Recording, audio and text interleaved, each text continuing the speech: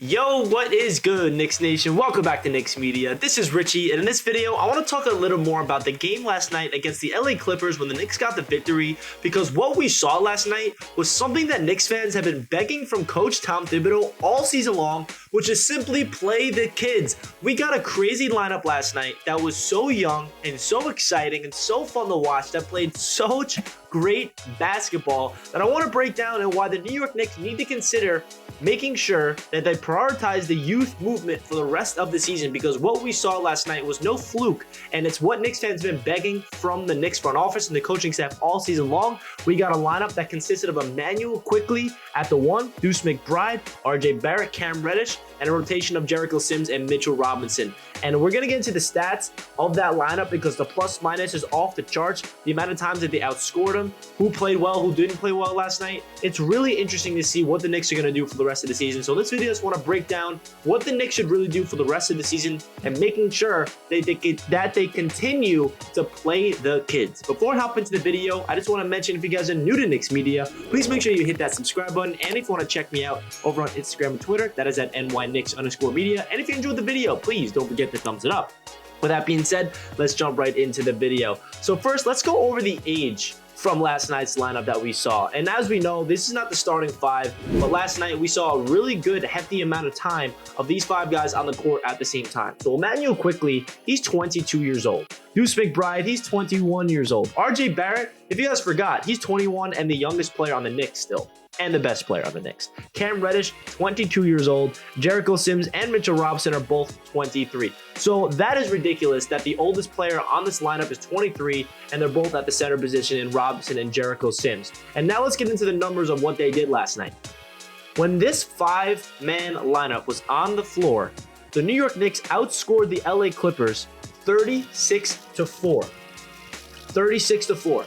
That is absolutely ridiculous. It was at the beginning of the second quarter, and it was at the tail end of the third quarter leading into the fourth quarter when this lineup was on the floor together. And what they did so well, you know what it was?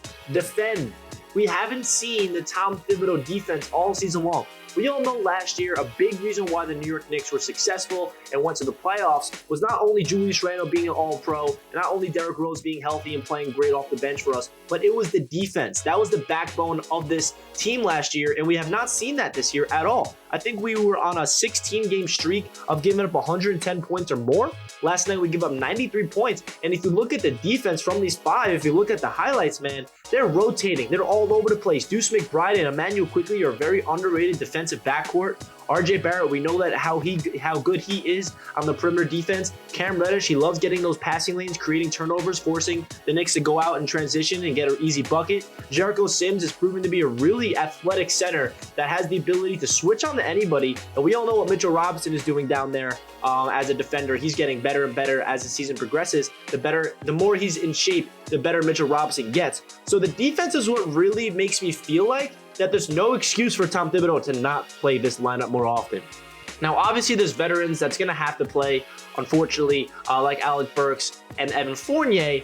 But what I want to see from Tom Thibodeau is making sure that this lineup is priority. Now, the big question is, Quentin Grimes will be returning shortly. Mike Green on the MSG broadcast last night did mention that he is returning soon. We do not know when yet. But when Quentin Grimes does come back, who's the odd man out? If I had to guess, it's probably going to be Duece McBride. And I feel like the lineup will be IQ, Grimes, Barrett, Reddish, and we also have to remember Obi Toppin is out right now, missing some time. So that's another big factor of this lineup that we have to consider. So say, hypothetically speaking, Obi Toppin and Quentin Grimes returns to the lineup.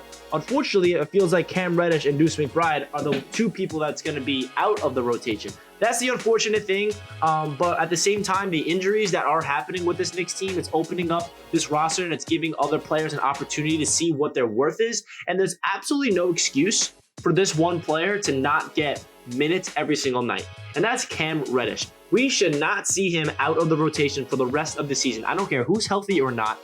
Reddish deserves the playing time, because I feel like if you give him the opportunity to play with Barrett on the court at the same exact time, they will thrive together.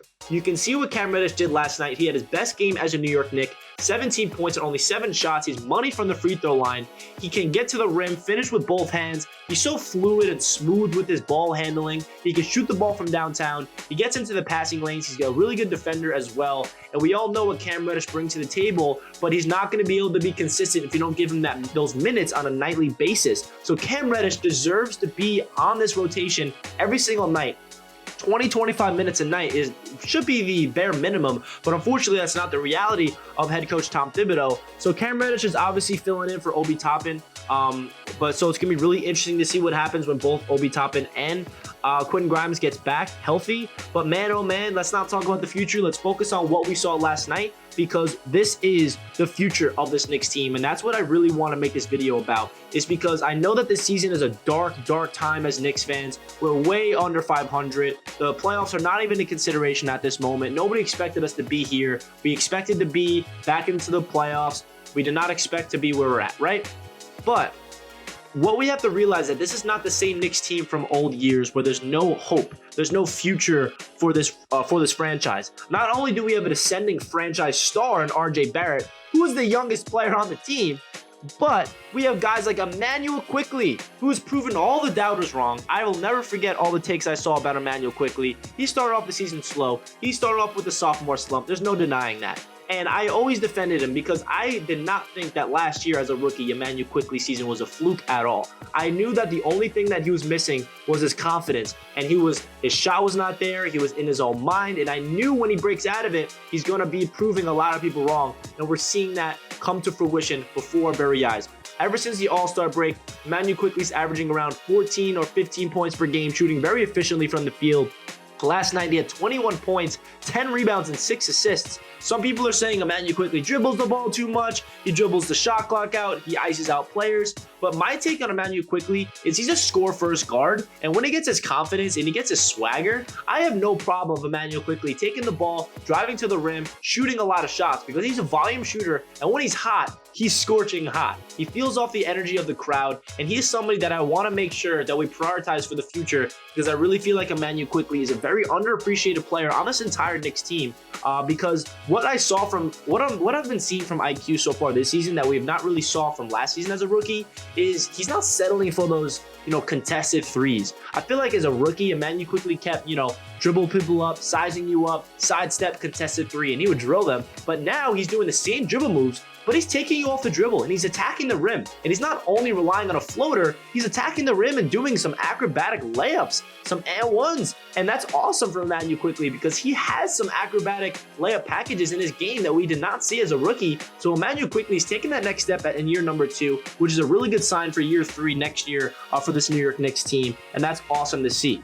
Duece McBride, we got to bring him up. He did not really do anything last night in terms of offensively, but his defense was felt. 17 minutes of action, his plus minus was through the roof.